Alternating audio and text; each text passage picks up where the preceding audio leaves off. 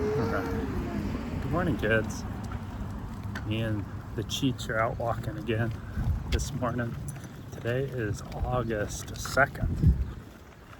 I wanted to. What can I talk about in a couple of minutes? I'm going to talk about how wonderful your mom is again. So, I told you about Evie's story the other day. So, what it took to fix that was I had to clean her whole swaddle by hand and throw it in the dryer, and we were up really all night. And once it was dry, your mom woke up to do her shift, so I was up an extra 3 hours that night.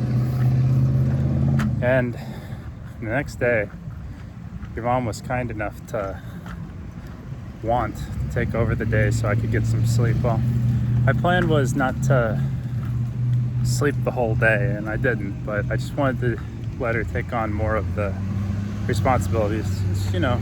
She's feeling well enough. It's been a week since Evie was born. And this morning, she sent me a text after doing her shift that, she, was struggling a little bit. And, that's understandable. You do too much after giving birth, you're going to have some problems. You have to let your insides heal. Even when you're feeling okay. And your mom was feeling okay, and she was taking on trying to get back to the normal. Maybe a couple things can be learned with that. And it's one area, when I self-evaluate and I kind of see where I fail. Probably the one thing I could say is that you have to have a plan, a long-term plan. For something like this, for example, you need a minimum of 2 weeks rest, and that's what was recommended by our midwife. And she said it was fine to take on new things, and I tried to do small little things around the house, but what your mom was describing, we just accidentally overstepped the bounds a little bit. So not a total failure, it's just if you notice you're doing too much, then you gotta take a step back, realize that that's too much, and start resting again. But where I failed is probably just saying out like, hey, why don't we just try this today? And just increment steps instead of, not like setting terms on the day of getting back into it. So right now what I'm thinking is, all right, well, next week ahead, what does mama need to be doing? What does mama not need to be doing? Yeah. The second thing to probably take away is just make sure you're in good communication. It's one thing to lead or be led. It's another thing to make sure you're on the same page. So your mom kind of offered let's get to sleep.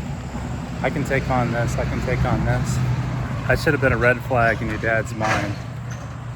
Given, running on like 2 hours of sleep, you don't always think the best, but when you make mistakes, it's not a bad thing. You just think back, reflect on, okay, what went wrong? And then you try to think about, how can you do better? And we think about that because we love our family. We want mom to be able to recover and get back to normal. We want everyone to be able to get sleep. Those are, pillars for having a steady home going into normal week-to-week days.